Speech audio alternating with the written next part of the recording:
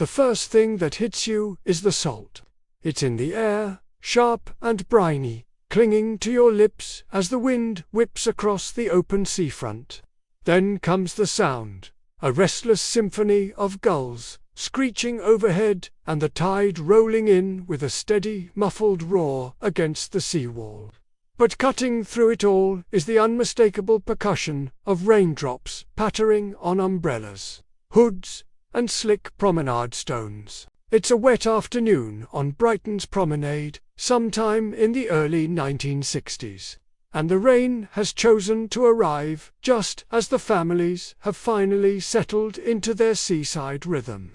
The promenade glistens like polished marble, the long sweep of pavement stretching out in front of the pier, interrupted by scattered puddles where children leap and splash with uncontained delight, their parents, wrapped tightly in plastic macs or anoraks, zipped right up to the chin, try to keep the damp at bay, but there's an air of stubbornness about it. This is the holiday they've saved up all year for, and no bit of English rain will send them scurrying inside.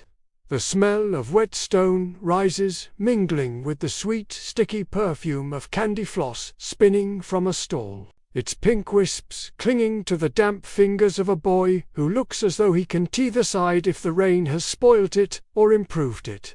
A line of bright umbrellas dots the promenade like wildflowers against a grey canvas sky. Some are cheap nylon, dripping relentlessly, but a few are patterned with stripes and cheerful florels, the kind of thing Woolworths would have sold for a few shillings. A busker, his collar turned up against the drizzle, is still determinedly playing his accordion under the relative shelter of the bandstand, the tune warbling slightly as water drips onto the instrument.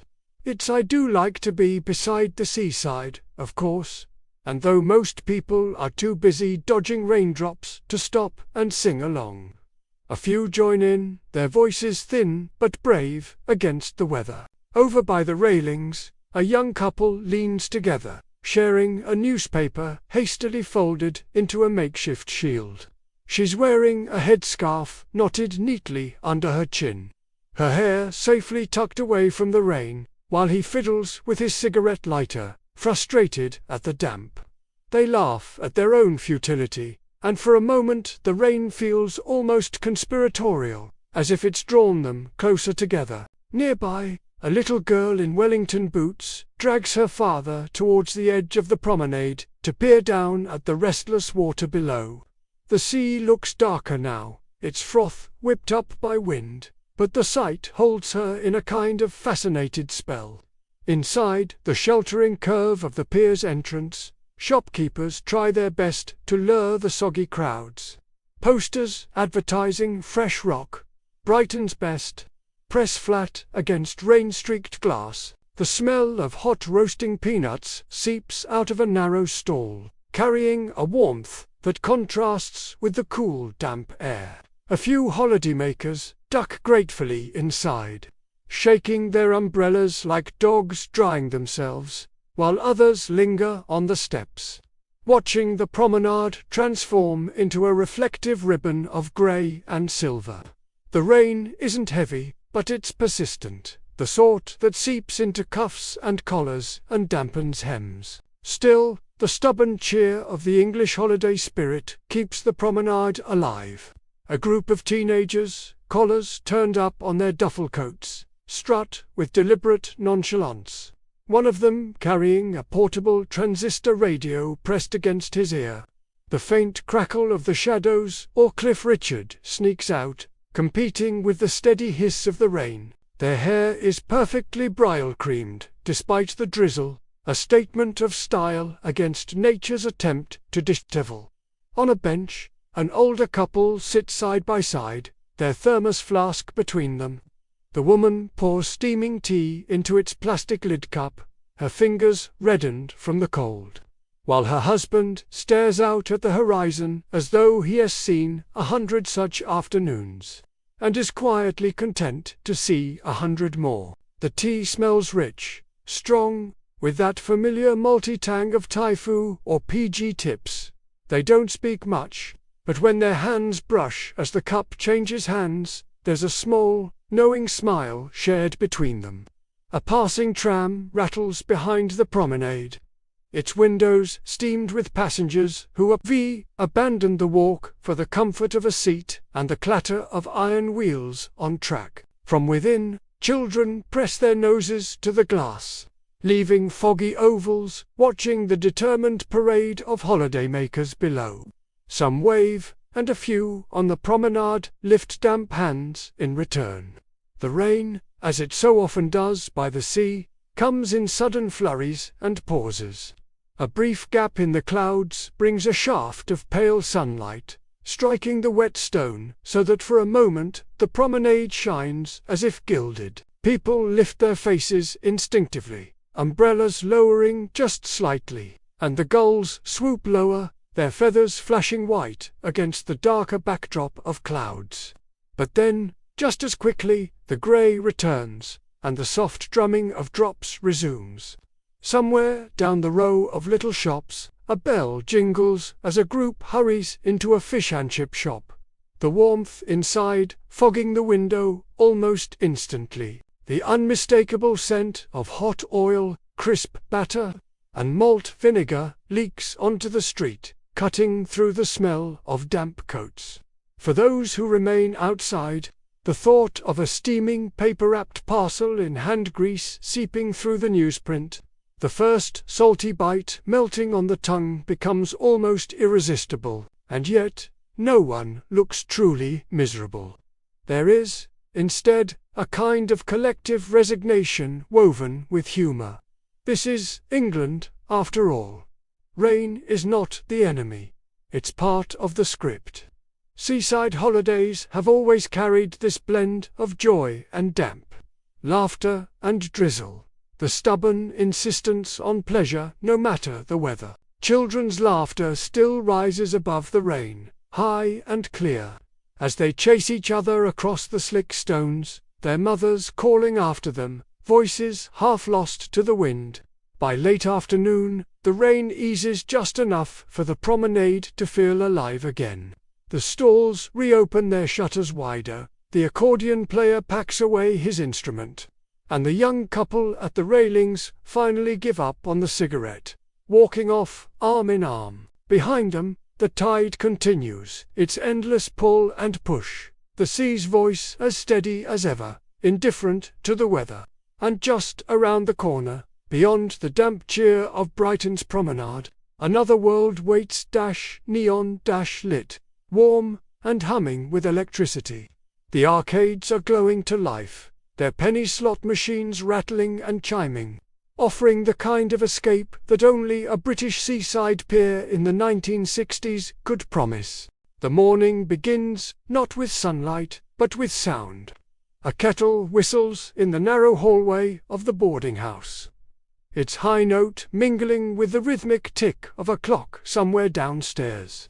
The smell of frying bacon drifts up through the floorboards, curling into the small guest rooms where visitors are stirring awake. It's a bed and breakfast in Scarborough in the early 1960s, and the day is beginning with its familiar choreography of clinking teacups, creaking stairs, and the rustle of lace curtains in the sea breeze.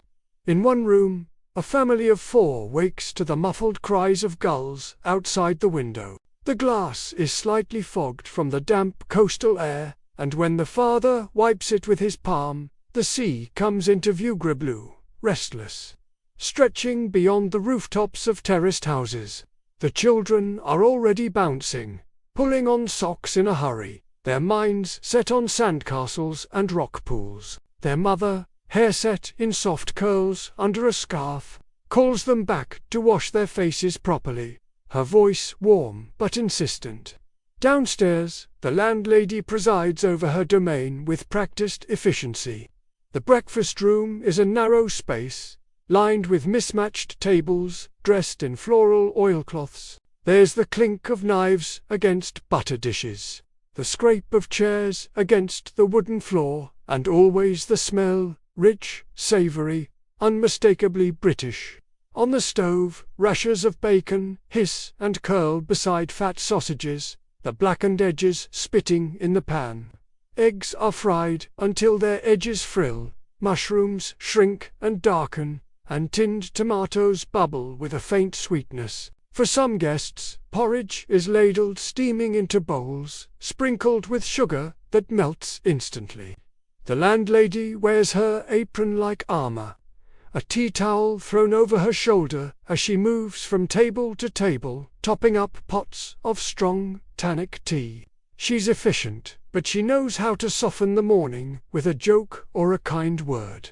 "Going down to the sands today, are you? Better take your Max looks like rain later," she says to one family, nodding knowingly at the sky she's lived under her whole life.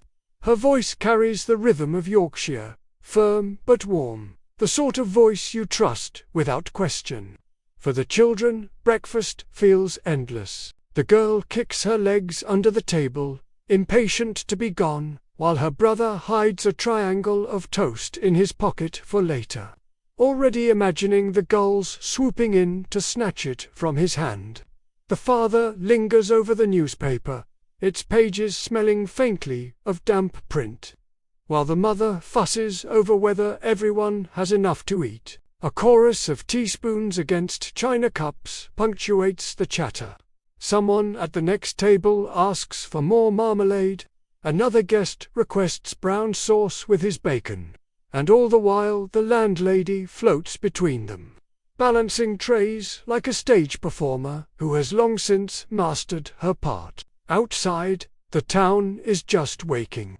Through the open window drifts the faint sound of a milk float clinking its bottles, and the clip-clop of a horse pulling a delivery cart along the cobbled side street.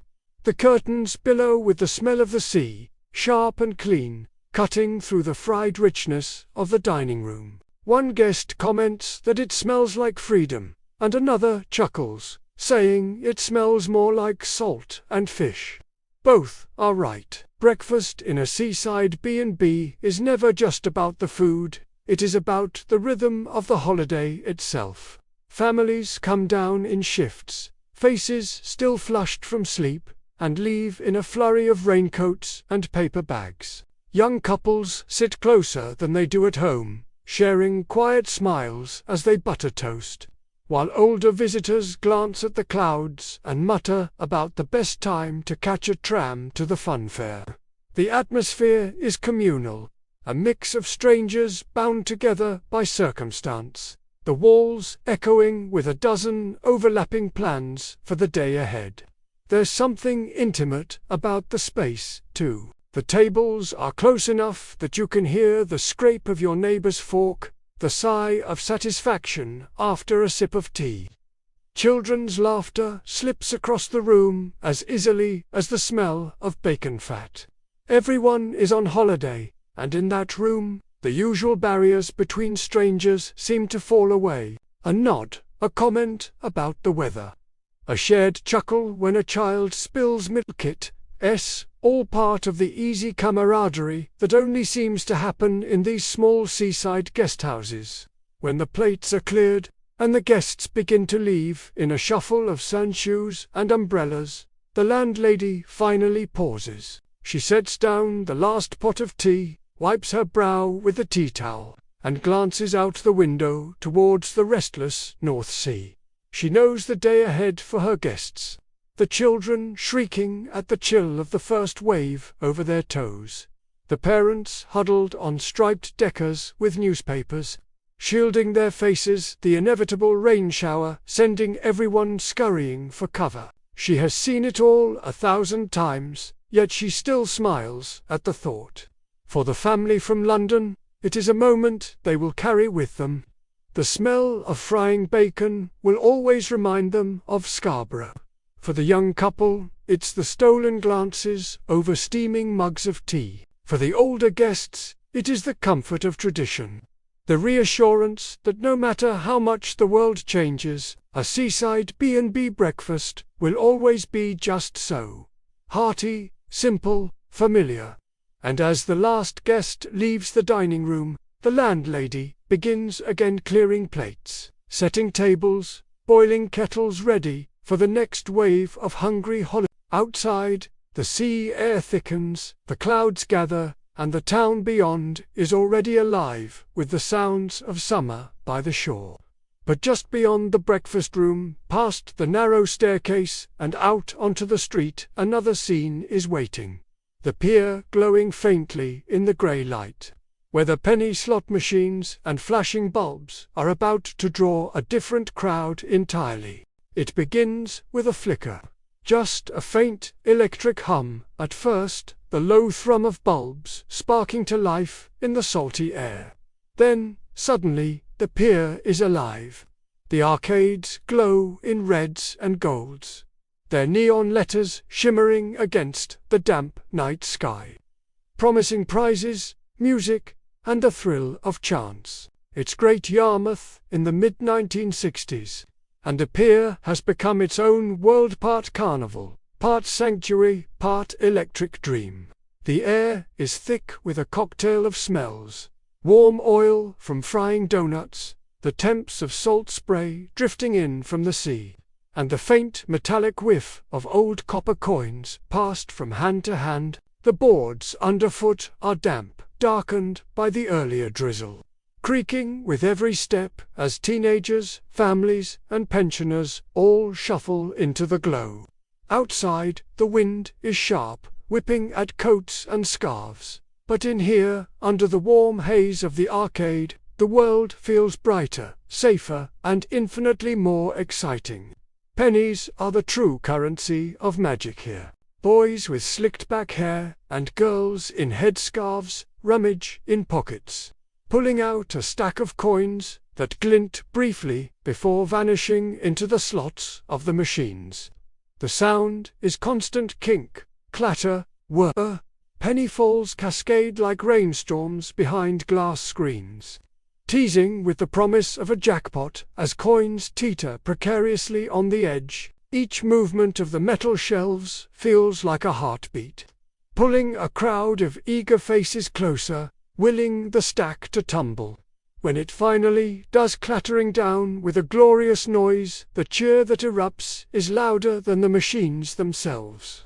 In the corner, the one-armed bandits spin endlessly, the cherries and bells and lemons blurring together under buzzing strip lights. A young couple leans into one another, their laughter bubbling out as she pulls the lever with both hands, mock serious, as though she were commanding a great ship. The machine dings, lights flashing, but only a single coin rattles into the tray. She pretends to pout. He teases her, and then they laugh again, leaning closer, the arcade wrapping them in its glowing cocoon. Children dart between the legs of adults, clutching paper bags of pink rock candy or striped sticks of Blackpool rock with names pressed right through the center. Their cheeks are sticky with sugar, their eyes wide at the kaleidoscope of lights. For them, the games aren't about winning, they're about the joy of pushing buttons, watching reels spin, and hearing the noise. The arcade itself feels alive, every machine its own pulsing organ, combining into a cacophony that's half mechanical, half musical. Everywhere there's movement. A boy in a duffel coat runs to show his sister the tin toy soldier he has won from a claw machine.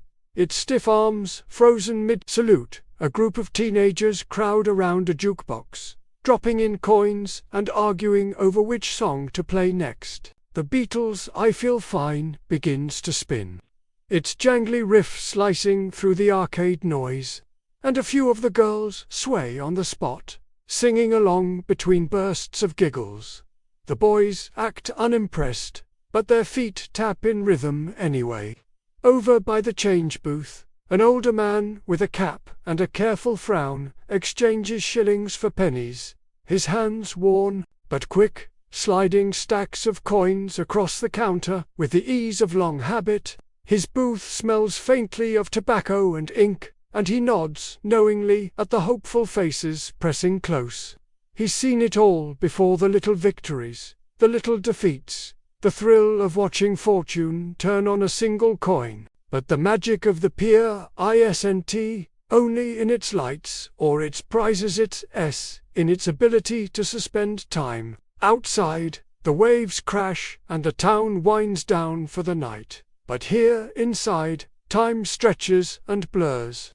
Hours pass unnoticed as coins clink, reels spin, and laughter rises into the warm haze. The machines hum like lullabies, hypnotic in their repetition, pulling everyone into a rhythm that feels endless. A girl leans against the railings, watching her younger brother carefully slot his last penny into the machine. The boy holds his breath as the coins shuffle forward, one piece teetering right on the edge. The girl whispers encouragement under her breath. And when it finally tips, just one coin falling with a metallic splash, his face lights up as though he's won a fortune. She ruffles his hair, smiling despite herself, and in that moment, the glow of the arcade seems to wrap itself around them both, holding the memory in place. As the night deepens, the crowd thins, but the arcade doesn't truly sleep. A few linger, reluctant to leave the glow. Couples stretch their moments together, feeding pennies into the machines until the last possible second, the lights painting their faces in warm tones. Parents gather their tired children, dragging them out into the cool night, the sudden dark making the glow behind them seem even more otherworldly. The wind outside is colder now, the boards of the pier slick underfoot, and the waves gnash hungrily below. But inside, the arcade's glow remains steady, humming against the night, as though it's holding something sacred. For those who spent their evenings here, the memory will never fade. The smell of candy floss and vinegar chips, the metallic taste of pennies, the laughter echoing against neon light, and somewhere just down the seafront, beyond the arcades and the restless sea, another scene is unfolding. A family strolling the beach at dusk, the tide stretching out before them, the strains of a brass band carrying faintly from the pier. The evening comes slowly, slipping in with a golden haze that spreads across the wide sands of Weston-super-Mare. The day's laughter still lingers in the air, echoes of children shrieking as the tide crept in. The bark of vendors selling sticks of rock, the hum of fairground music drifting faintly from the pier. But now, as the sun begins its slow descent into the horizon, the seaside feels softer, quieter, almost reverent. This is the end-of-day stroll, a ritual as familiar to English seaside towns as the tide itself. The light is warm, honeyed, painting everything with a gentle glow. The beach, churned up by 1,000 footsteps, is strewn with abandoned sandcastles, their turrets sagging where the waves have begun to nibble at the edges. A lone bucket lies tipped on its side, a child's name scrawled in fading marker pen along the rim. The air smells of salt, tinged with the lingering sweetness of melting ice cream and the sharp tang of vinegar from discarded chip wrappers flapping gently in the breeze.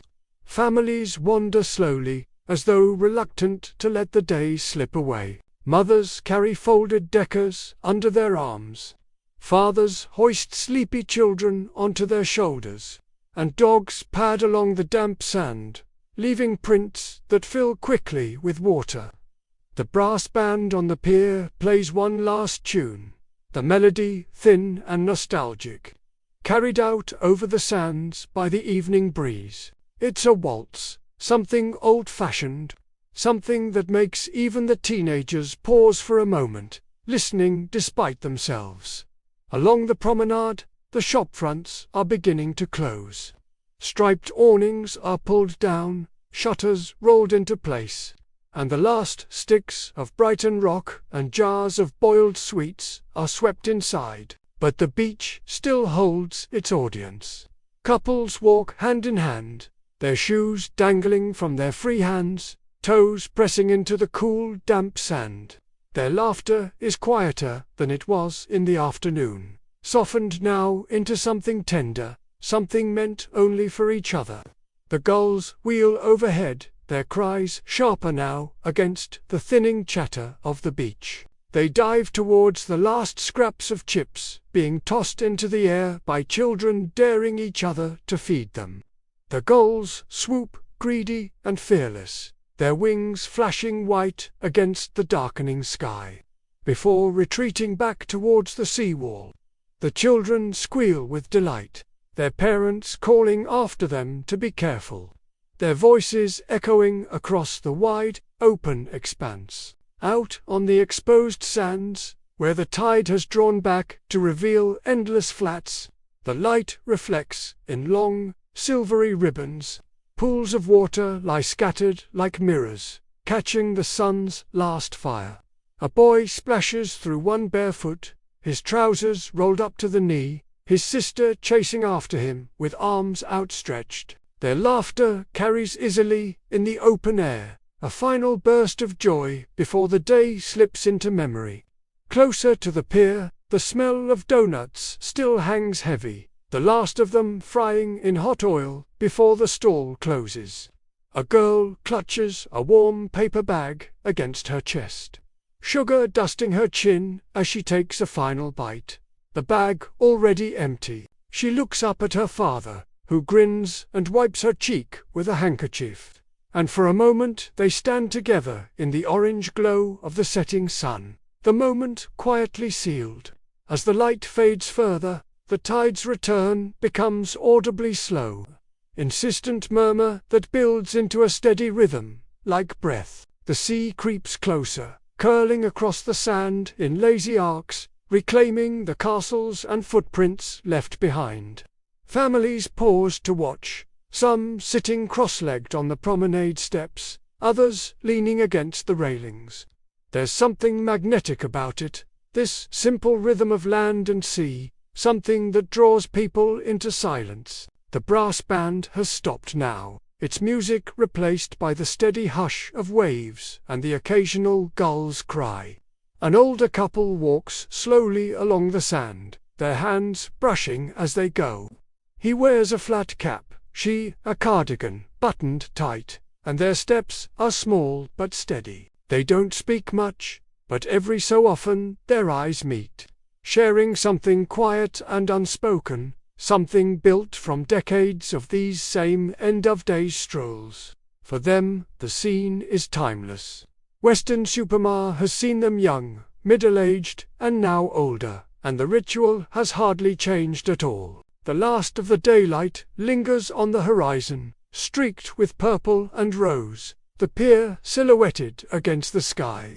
Its lights begin to flicker on first, a sputter, then a steady glow, bulbs reflecting in the shallow pools left by the tide. Children point at the lights as though they've never seen them before. Their faces aglow with wonder, even though they know bedtime is near. The air grows cooler, pulling cardigans and coats tighter, but still no one wants to leave. And then, slowly, the beach begins to empty. Deck chairs are folded and stacked, prams wheeled carefully over the uneven sand, dogs called back from their explorations. The families make their way up towards the promenade, the day's warmth lingering in the air but fading quickly. The soundscape shifts, less laughter now, more footsteps, the faint rattle of shutters closing, the soft lap of the tide. But some remain. Teenagers linger near the pier, their voices hushed as they plot the rest of their evening. Coins jingling in their pockets, for the arcade machines waiting just beyond the railings. They glance over their shoulders as the last of the families retreat, and when the beach finally feels like it belongs to them, they head inside, into the neon glow that hums and whirs into the night. For the rest, the day is sealed. Tomorrow will bring more sandcastles, more chips, more gulls, more ice creams melting too quickly. But tonight, as the sky deepens and the tide rushes back to claim its place, Weston-super-Mare rests in the memory of another seaside day, simple, fleeting, golden. And just a few steps away, where the pier hums with its own electric heartbeat. Another story is waiting to begin, full of lights, laughter, and the clatter of coins tumbling into metal trays. The first sign that the day is drawing to its close is not the sinking sun itself, but the way the light begins to change. The harsh brightness of noon softens into something golden, something that makes even the shabby shop fronts and weather-worn railings of Weston-super-Mare look as though they belong to a postcard. The promenade gleams under the glow, and the beach stretches wide and open, the tide having drawn back to reveal an endless sweep of damp, silvery sand. The air is cooler now, carrying with it the faint smell of seaweed and brine, mixed with the sweeter scent of waffle cones and freshly fried donuts from the last few open stalls. Gulls circle lazily overhead, their shrill cries softened against the evening air. And somewhere further down the beach, from the direction of the pier, comes the sound that defines the close of a seaside day, the mellow notes of a brass band floating like a memory across the sands. Families gather themselves for the stroll. It is a ritual as predictable as the tide, a winding down of the day's chaos. Children, still sticky with sugar from candy floss and streaked with sand from castles and paddling, trail after their parents, clutching half-melted ice creams. The drips run over their knuckles, staining their sleeves, but they don't seem to mind. Mothers call after them with a mixture of exasperation and amusement, their voices carrying easily across the flat expanse. Fathers carry folded deckers, paper bags of leftover chips, or, more often than not, a sleepy toddler hoisted against a shoulder. The beach itself tells the story of the day gone by. The sand is littered with broken sandcastles, their turrets slumped and moats filled with shallow water. Buckets and spades, abandoned in the excitement of dinner time, lie tipped over like forgotten treasures. Footprints overlap in every direction, some small and hurried, others slow and heavy. The sea has already begun its creeping return, thin fingers of water sliding over the flats, filling in the imprints one by one. Closer to the pier, the music grows stronger. The brass band is playing something familiar, something half the families could hum without thinking, "Abide with me" or "Danny Boy." Perhaps witch tones carried by the evening air. The musicians themselves are faint silhouettes against the glow of the pier's lights, their instruments flashing gold in the last rays of the sun. Couples pause on the promenade steps just to listen, their faces softening as the music drifts through them. There is something deeply comforting in it, a sense of tradition, of continuity, as if the day cannot end properly without this soundtrack. Out on the damp sand, children chase each other through the tide pools left behind by the retreating water. The pools glint like shards of glass, reflecting the pinks and oranges of the sky above. Every so often, a child squeals with delight, crouching low to point at a darting shrimp or a stranded crab. Their parents smile from a distance, too weary to join but unwilling to call them back just yet. The laughter mingles with the brass band, weaving into the fabric of the evening. Teenagers linger, too, though their pace is slower, more deliberate. Boys with hair carefully combed into place stride with hands stuffed into pockets, pretending disinterest, while their eyes drift toward the girls walking in groups nearby, arm in arm, giggling behind raised hands. They pass chip wrappers between them, daring each other to feed the gulls, and talk about the dance hall later, or the jukebox in the arcade. For them, the stroll is less about winding down and more about anticipation. The day may be ending, but the night has only just begun. An older couple moves more slowly along the sand, their steps in unison after years of practice. He leans lightly on his walking stick, she holds his other arm, and together they gaze out at the horizon where the sun is slipping lower and lower. They've walked this stretch countless times before when they were courting, when their own children were small. And now, again, in this quieter season of life, neither speaks, because neither needs to. The moment is enough. And then there are the small details, the ones you only notice if you stop. The way the lamplight from the promenade flickers faintly onto the damp sand, like fireflies, the sound of a paper bag rustling as someone unwraps one last hot donut, sugar dust puffing into the air. The scent of cigarette smoke, carried on the breeze from a group leaning against the railings. The faint clatter of shutters as the last souvenir stalls close. The word rock in faded paint disappearing into shadow. The light shifts again, deepening now into purples and blues. The sun is almost gone, just a sliver melting into the sea, and with it comes the evening chill.